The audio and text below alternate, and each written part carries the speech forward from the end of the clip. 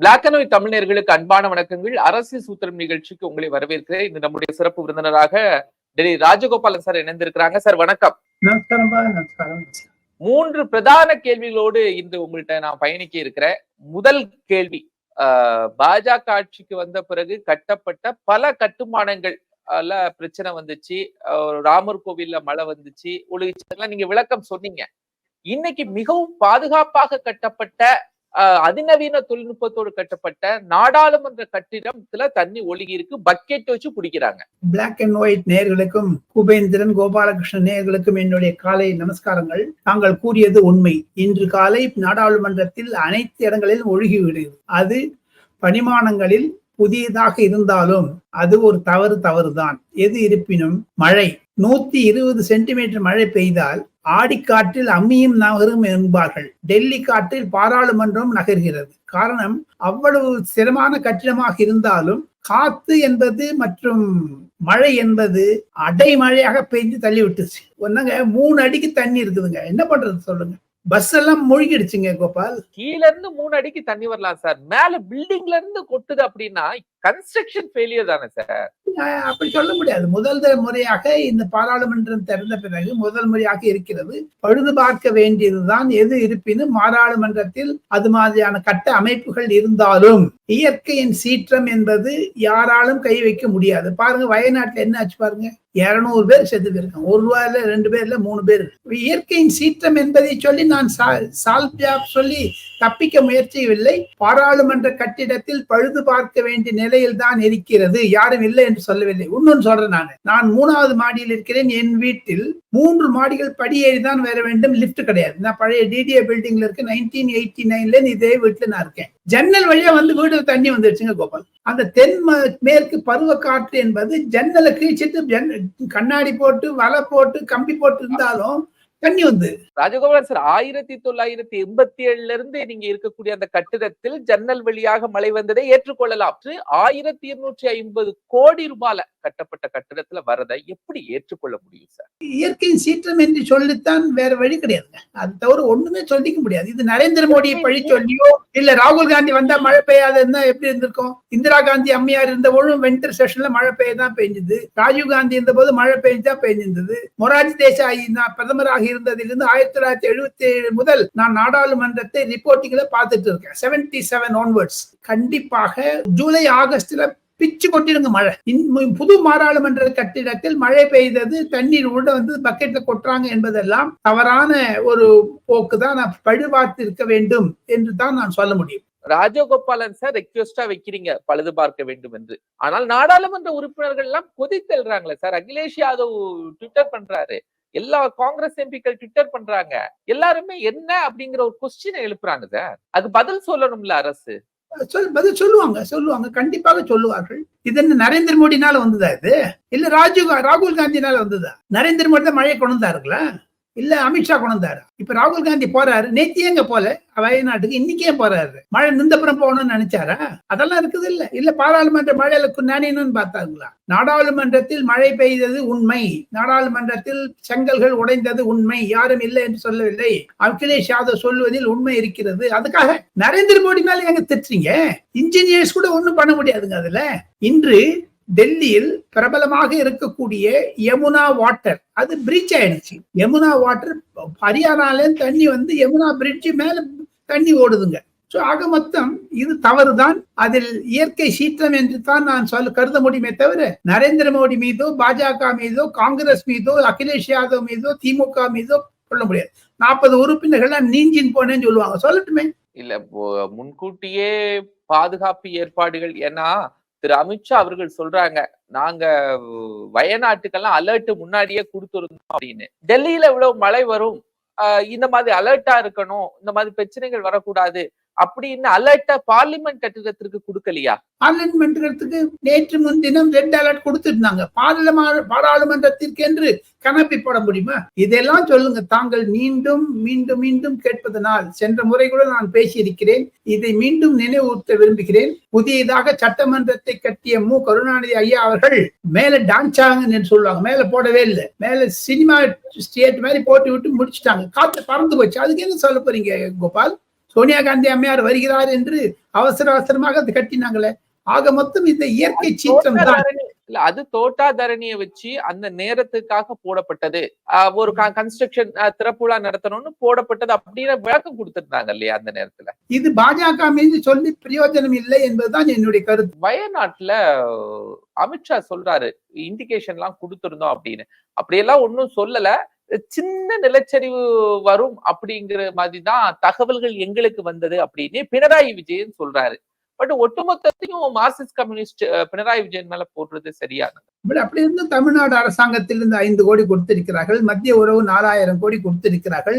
அது மாதிரி அவங்க கம்யூனிஸ்ட் அரசியல் செய்யத்தான் செய்வார்கள். நேற்று அமித்ஷா கொடுத்த விளக்கம் என்பது நீண்ட விளக்கமாக இருந்தது. எது இருப்பினும் வயநாட்டில் நடந்தது மாபெரும் தவறான செயல். அதுவும் மீண்டும் சொல்லுகிறேன், இயற்கை சீற்றம். ஒன்னே ஒண்ணு கேட்கறேங்க, இமாச்சல பிரதேசத்திலையும் ஜம்மு காஷ்மீர்லயும் லடாக்லயும் பிரதி மாதங்கள் நிலச்சரிவு நடக்கிறது. வயநாடு என்பது ராகுல் காந்தியினுடைய பாராளுமன்ற தொகுதிங்கிறதுனால இம்பார்ட்டன்ஸ் வந்ததுங்களாங்க.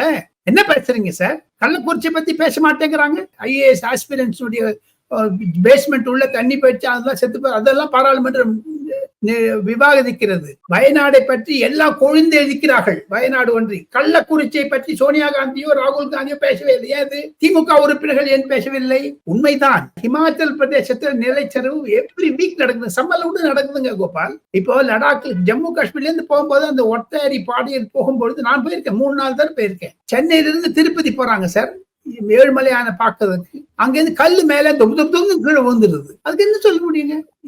அதுக்கெல்லாம் எவ்வளவு ப்ரொடெக்ஷன் பண்ணிருக்காங்க, பெரிய பெரிய சோறுலாம் கூட கட்டி இருக்காங்க. அடிக்கடி பிரயாணம் செய்வதனால் பல ஒரு எண்ணல்கள் ஏற்படத்தான் செய்கிறது. வயநாடு என்று முக்கியத்துவம் ராகுல் காந்தி எம்பியா இருந்ததுனால அவங்க பெருசு பண்றதுக்கு காரணம் தெரியுமோ? பிரியங்கா காந்தி நிக்க போறாங்க. அங்க சிறுபான்மையர் வாக்கு வங்கி அதிகம், 70% சிறுபான்மையர் வாக்கு வங்கி. பங்களாதேஷில் இருந்தும் ரோஹிங்கியாக்களும் அங்க வந்திருக்காங்க. அதுக்காக தான் அவங்க ப்ரொடெக்ட் பண்றாங்க. அதைத்தான் பாஜக மீண்டும் மீண்டும் சொல்லுகிறார்கள். ஒண்ணு அம்மையார் ஜெயலலிதா இருந்தபோது சென்னையில் சீற்றம் இருந்தது. மு கருணாநிதியுடைய மகன் ஸ்டாலின் சென்ற வருடம் இருந்தபோது இயற்கை சீற்றம் இருந்தது. எங்க தமிழ்நாடு பத்தி பாராளுமன்றத்தில் விவாதிக்கவில்லை. வயநாட்டுக்கு என்னங்க அவ்வளவு இம்பார்ட்டன்ஸ்? 126 பேர் செத்து போனது, இறந்து போனது ஒரு மாபெரும் தவறு. அது இயற்கை சீற்றம், அதுதான் சொல்றோம், விவாதிக்க வேண்டிய பொருள். ஆனா ரொம்ப பெருசு பண்றாங்க. செயற்கையாக உருவாக்கப்பட்ட பேரிடர் அப்படின்னு சொல்லிட்டு சூழியல் ஆர்வலர்கள்லாம் சொல்றாங்க. ஏன்னா அங்க கட்டடத்திற்கு அனுமதி கொடுத்திருக்க கூடாது, இவ்வளவு டென்ஸான கன்ஸ்ட்ரக்ஷன் இருக்கக்கூடாது, இயற்கையான மரங்கள்லாம் அழித்து விட்டு செயற்கையான மரங்கள்லாம் வைக்கப்பட்டது அப்படின்னு சூழியல் ஆர்வலர்கள் சொல்றாங்களே சார். இதுக்கெல்லாம் அனுமதி அந்தந்த அரசுகள் தானே கொடுத்திருக்கணும் அப்படிங்கிற ஒரு கொஸ்டின்ஸ் ரைஸ் ஆகுதுல்ல. காங்கிரஸ் கவர்மெண்ட் இருந்த போது கொடுத்தாங்க. கே கருணாகரன் அவர்கள் முதலமைச்சராக இருந்த பொழுதிலிருந்து கொடுத்த வயநாட்டில் கட்டப்பட்ட கட்டிடம் அவ்வளவு தூரம் சொல்றீங்களே சார். ஒன்னே ஒன்னு நான் சொல்றேன், எனக்கு தெரிந்த மிகவும் நெருக்கமான நண்பர் ஒருவர் இருக்கிறார். அவர் ரிசர்வ் பேங்க் காலனி பக்கத்தில் நுங்கம்பாக்கத்தில் தான், கூவமாற்று பக்கத்தில். நான் சென்னையில் கல்லூரியில் படித்துக் கொண்டிருந்த போது 65, 70, 75 வருடங்களில் அது மாதிரியான சூழ்நிலை இப்போது அந்த கூவமாற்றுல நிறைய கட்டடம் கட்டாங்க. ஏடிஎம்கே டிஎம்கே 2 பேரும் சேர்ந்து ஊழல் செய்திருக்கிறார்கள், யாரும் இல்லை என்று சொல்லவில்லை. அங்க கட்டடம் கட்டாங்க. தேர்ஃபோர் வாட்டர் லாகிங் இருக்குதான் இருக்கும்.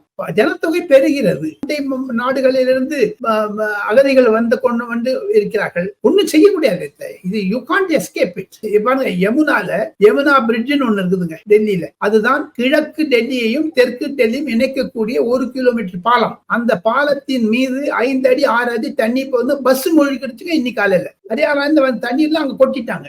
ஆக மொத்தம் இயற்கையின் சீற்றம் வயநாடு, டெல்லி, தமிழகம் எல்லா இடத்துலயும் இருக்குதுங்க. இன்னொன்னு, மு.க. ஸ்டாலின் முதலமைச்சர் வந்து தண்ணி கேட்டாரு காவேரி பிரச்சனையை பற்றி. அங்க நிறைய மழை பெஞ்சுதான் திறந்து விட்டாங்க, எல்லா தண்ணி இங்க வந்துச்சு நம்மளுக்கு. அது இயற்கை சீற்றத்துக்கு அப்ப வரவேற்கிறாங்க. வயநாடு எதிர்க்கிறாங்க. டெல்லியில பாராளுமன்றத்தில் மழை கொட்டியதுனால் எதிர்க்கிறாங்க. அது உண்மைதான், யாரும் இல்லை என்று சொல்லவில்லை. ஆனா மிகப்படுத்துவது தவறு என்று தான் என்னுடைய கருத்து. சார், இன்னொரு பக்கம் இந்த முறை நாடாளுமன்றம், நீங்க நாடாளுமன்ற செஷன்ஸை தொடர்ந்து பார்த்த ஒரு வலிமையான அனுபவம் உள்ளவர். பார்லிமெண்ட்ல சபாநாயகரால் அவை குறிப்பிலிருந்து நீக்கப்பட்ட விஷயங்களை பிரதமர் நரேந்திர மோடி அவர்கள் ட்விட்டர்ல அந்த வீடியோவை போட்டு இந்த ஸ்பீச்சை நீங்க கேளுங்க அப்படின்னு அனுராக் தாக்கூருக்கு ஒரு பாராட்டுரையும் எழுதியிருக்கிறார். இது பாராளுமன்ற அவை மரபுகளை மீறிய ஒரு செயல் அப்படின்னு பெரிய கமெண்ட்ஸ் வருது சார்.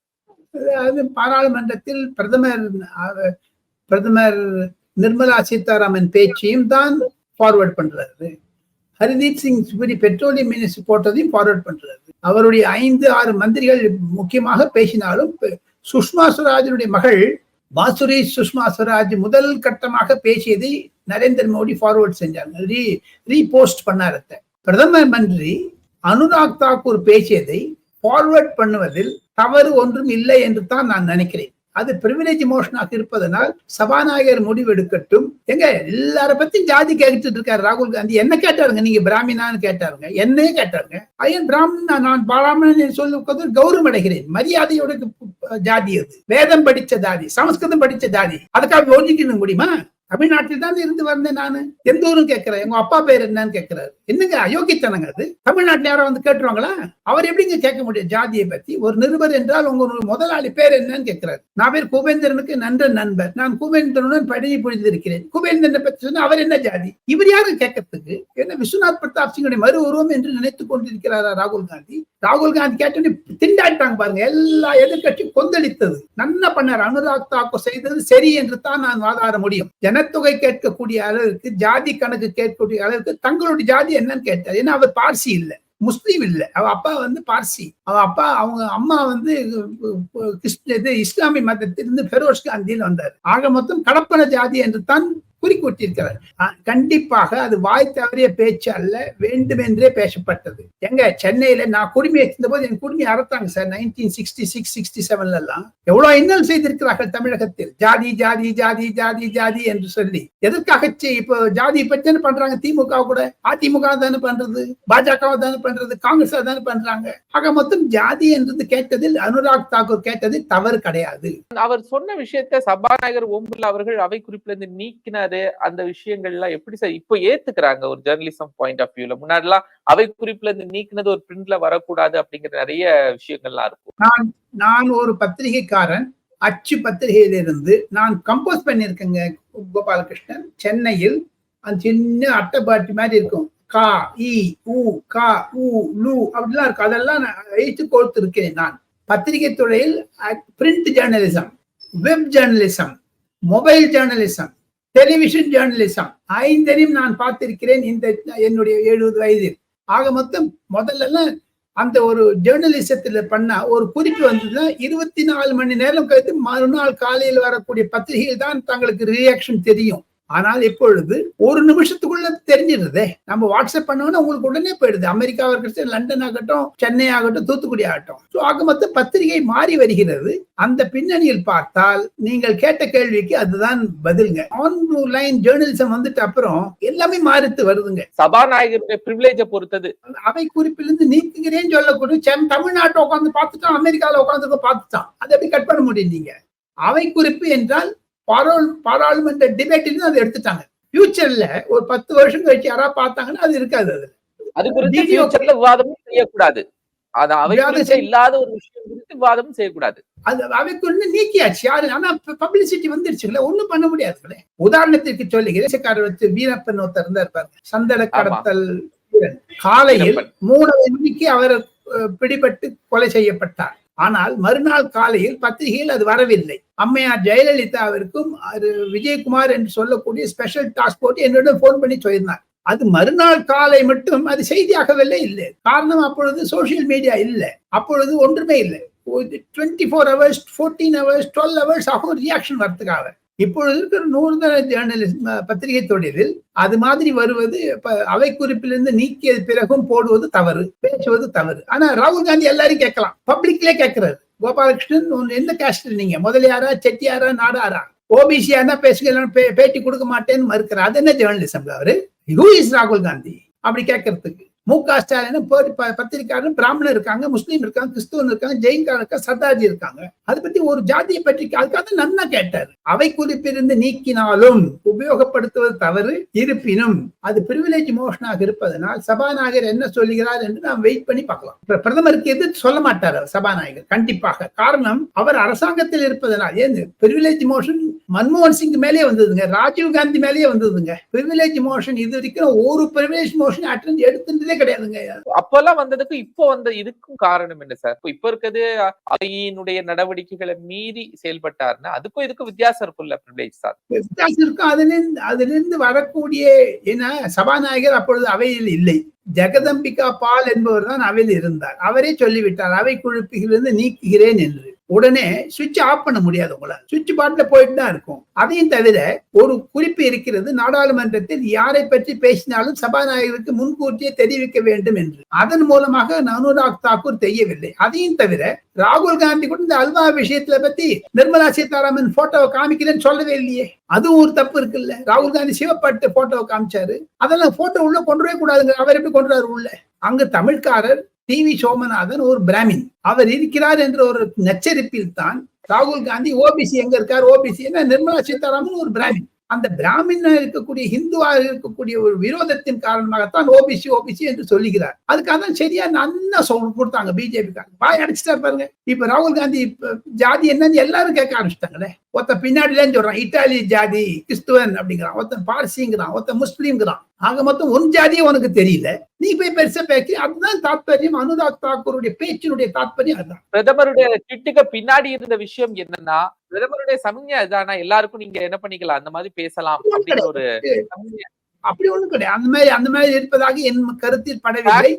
காமெடியாவும் பேசியிருக்காரு. சி டு ஹியர் அப்படின்னு சொல்லி போட்டிருக்காரு அனுராக் சிங் தாக்கூருடைய இது. யாரும் இல்லை, மஸ்ட் ஹியர்னு போட்டிருக்காரு. யாரும் இல்லைங்க, கரெக்ட் தான். அது மஸ்ட் ஹியர்னு போட்டிருக்காரு. பார்க்க வேண்டிய இதுதான் சொல்லி. எப்படி காமெடியா பேசுறாரு, எப்படி ஃபேக்டா பேசுறாரு அப்படிங்கிறது, அது காமெடியா பேசுறதே அவர் குறிப்பிட்டு சொல்றாரு. ஆமா, ராகுல் காந்தி பேசியது காமெடியா தானே பேசினாரு. ராகுல் காந்தி பேசுவதை தான் சொல்லி சொல்லி வர்றாரு. அவர் ராகுல் காந்தி பேசுறது எங்க சொல்ல மாட்டேங்கிறீங்க கோபால். நேயர்களுக்கு தெரிந்து கொள்ள வேண்டும். அன்று நான் நாடாளுமன்றத்தில் இருந்ததால் நான் சொல்லுகிறேன், நான் நேராக பார்த்ததனால் சொல்லுகிறேன்.